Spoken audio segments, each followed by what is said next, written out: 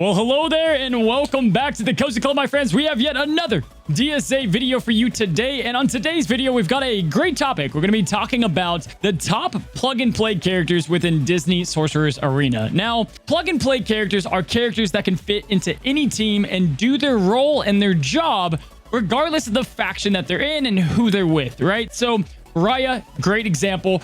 Raya needs the adventurers to really excel, and you can put her with Moana in the Oceanics, and I wouldn't really put her as a plug-and-play character because of that. But on today's video, we're going to be talking about 15, yes, that's 15, different characters that can plug into multitude teams, multitude of game modes, and really help you out along wherever you're at in the game, and definitely are some of the most characters that I would recommend farming, as wherever the meta is, these characters can jump in and excel at a very high rate. So again, this is going to be in no particular order in today's video, and we've got no legendaries, as obviously Herc, Beast, all of those like Ralph definitely are amongst the best plug-and-play characters in the game because of their sheer kit. We're going to be taking a look at some more dark horses that you guys would not have guessed. Now, before we jump into today's video, we've got the question of the day, the QOTD : after you have viewed today's video, what is the best plug-and-play character in your opinion?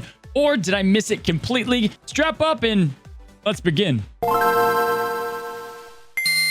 Alrighty, Cozy Club, well, welcome back again as we're going to be talking about these top plug-and-play characters. We talked about it a little bit on stream yesterday, so if you guys haven't checked out the Twitch channel, I stream every single Monday, Wednesday, and Friday. Feel free to join all the hype and the craziness, much more than just DSA. A whole lot of fun there, but let's go ahead and we're going to dive in with our first character on today's list.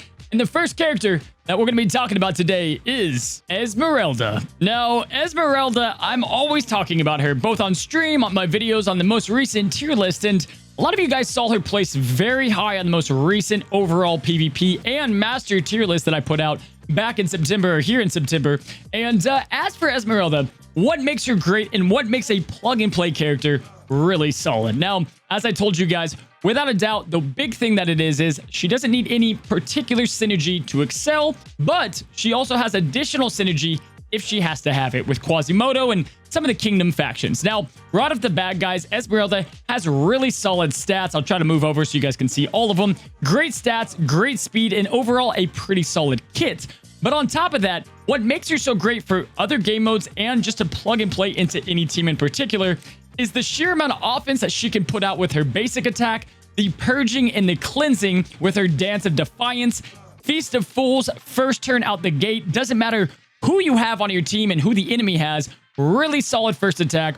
Justice and Entrancing Exit. Both of these are strong passive abilities that they don't favor anything in particular. They don't favor Kingdom. They favor anybody on the field, and it is like a honey lemon. You can cleanse harmful effects, especially those silences with up to an 85% chance to get rid of those.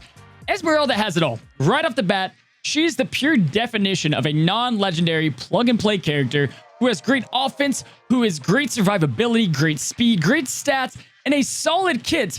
And that's why she's talked about so much, and that's why she's talked about on the tier list so much, is with the cleansing and the purging. That's what's really going to make the difference for Esmeralda. Now, I can just 100% assure you guys, Esmeralda, she's getting more time than some of the others because she's at the top of our list. Very solid. I know I'm not ranking these in order, but she would be amongst the top 5. Very great character that you can't go wrong in Ascension campaign, and you can't go wrong in any other game mode. Esmeralda is going to be our first character. Next up on the list, we talk about him all the time. We have a lot of videos talking about him, and with 15 different characters, I don't want this to be too long, but Barles is going to be making the second on the list. You guys know Barley bombs. If you don't, Barley in the Quest of Yore can pretty much supercharge any AoE in the game. Barley, with his basic calling, kind of like Bell, calling anybody, and that's anyone on the field, makes him a great plug and play. The ability to get rid of taunt and increase magic, and then Quest of Yore makes him a solid bet. Barley is just, he's solid all around. Now, he does kind of fill a spot, and sometimes it doesn't feel great to have him there.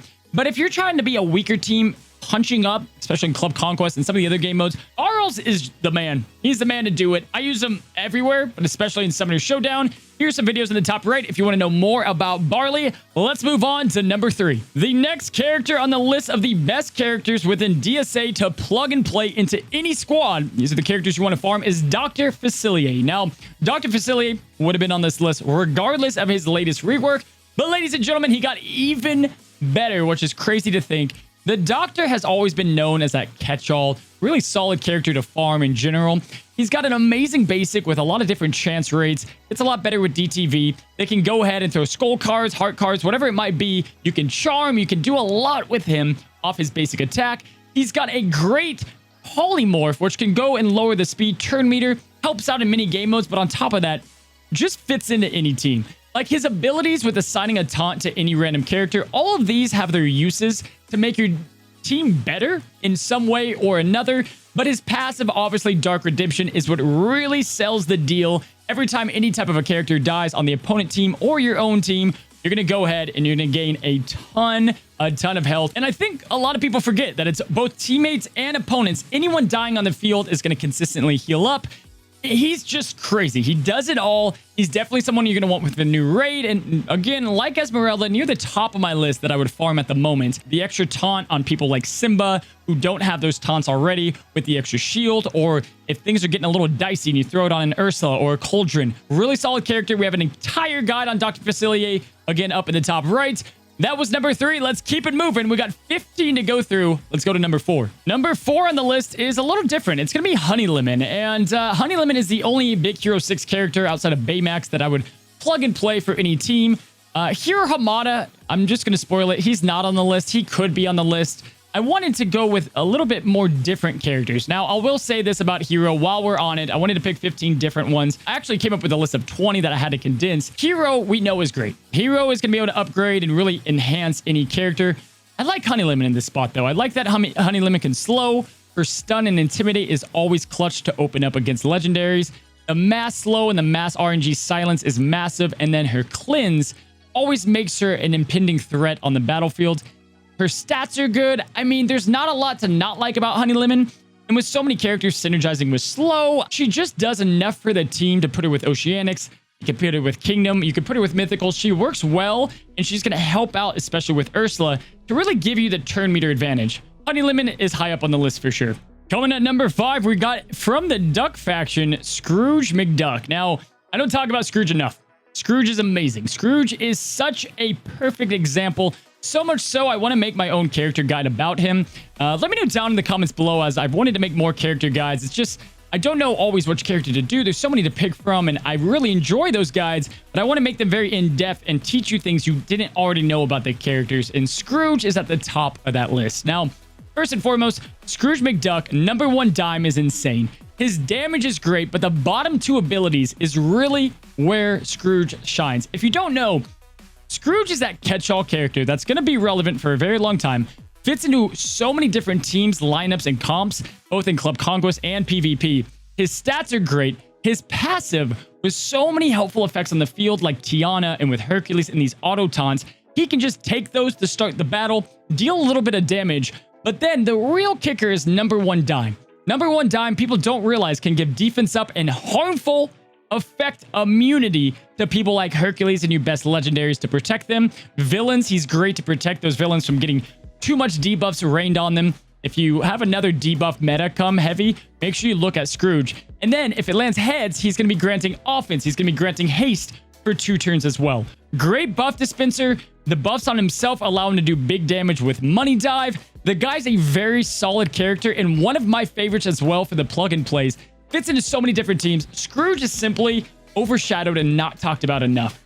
Truly an annoyance in any game mode and a very solid pick as a great plug and play character. Now for number 6, guys, I've tried to leave a lot of the newer characters out, but frankly, a lot of the new ones, you get that? A lot of the newer characters happen to be very, very solid, and Frank is no exception.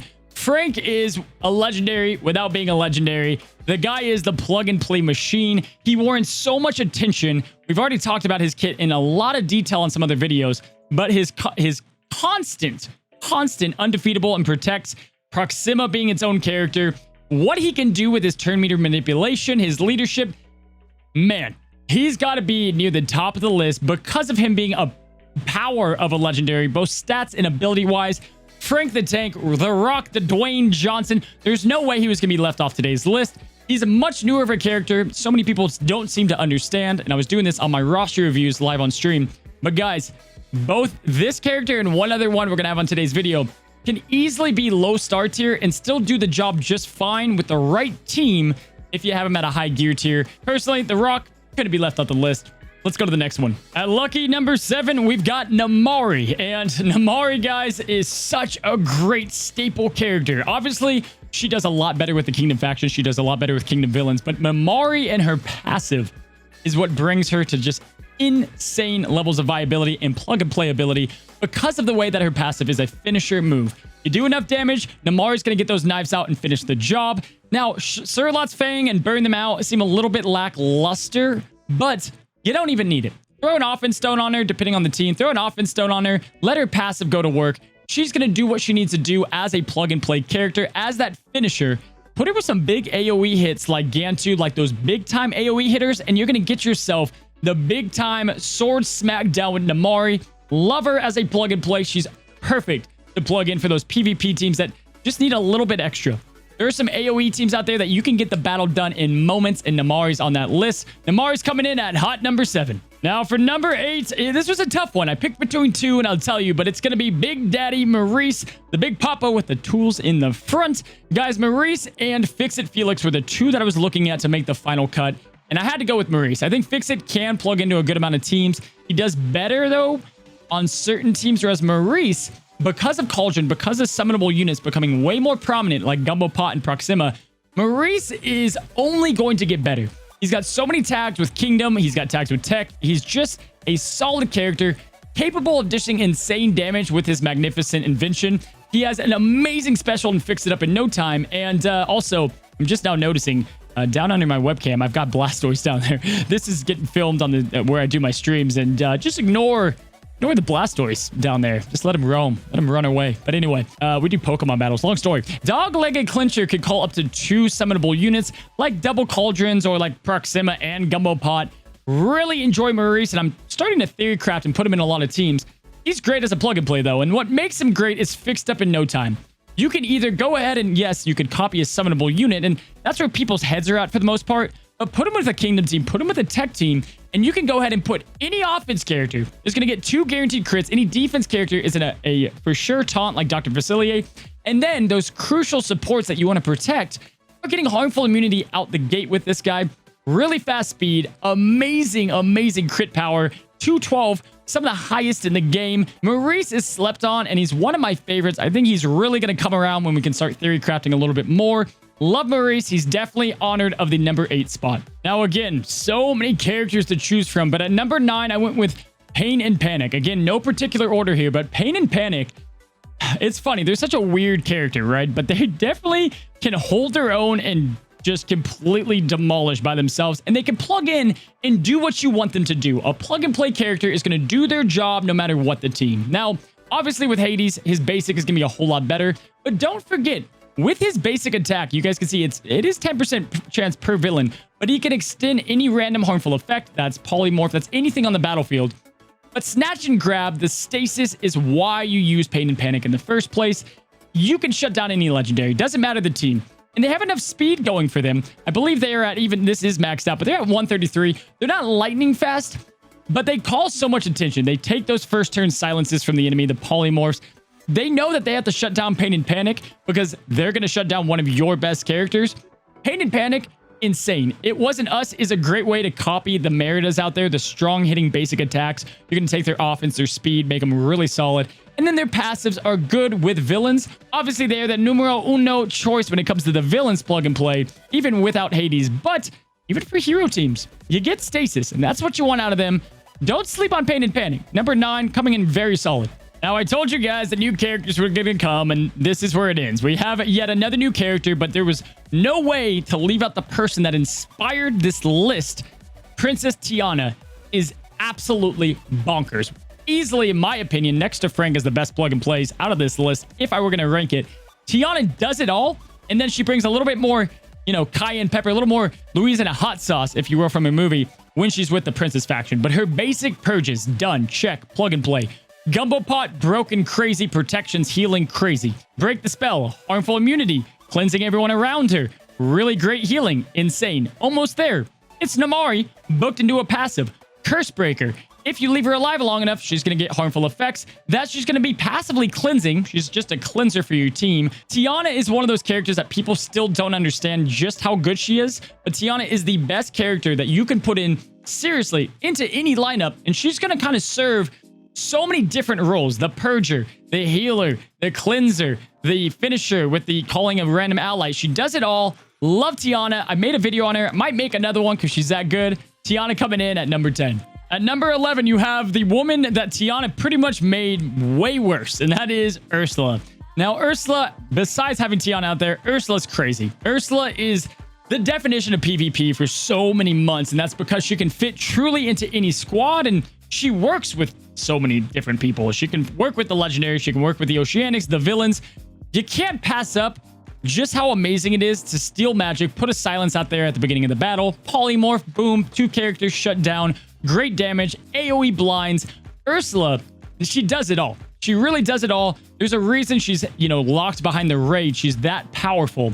But Ursula is kind of a set and forget amazing, amazing plug and play. One of the better offense choices for plug and play. And what I like about her too is that if you're going with like a no leadership team, you can put in Ursula and she's going to make her and one other villain or 2 or whoever you put her with amazing. Or by herself, she's going to get the big offense bonuses and all the bonuses she gives. Man, Ursula, can't talk about her enough because of how well she is. She went down a little bit, but as a plug and play character, she can fit into any team. At number 12, let's stick with the villains. We have Emperor Zurg. Now, Zurg is just the damage powerhouse, right? Like, Zurg just does the damage. He is such a great damage dealer. He's been a great damage dealer. He's only going to become a better damage dealer with T9. Zurg is that if you're missing a little damage on the team, a little DMG, throw him in. He's going to do the job you want him to do. Zurg Vision, Rapid Ion Blaster. He can kill anyone in the game. Zurg is that pure offense powerhouse that doesn't gain turn meter, has an amazing passive, and fits well with just about any team. He needs a little protection, but he's the man to get the job done. I love Zurg. If you happen to have him and other DTVs that are getting buffed up, and you're having more of a reason to farm them, Zurg is the guy to go for. One of the hardest characters to unlock. You can't not put him on the list. He's going to blow your head off with this thing. He's insane. Zurg's coming in at number 11. Alrighty, we've got him. We can't leave him off the list, even with the things that have changed with him.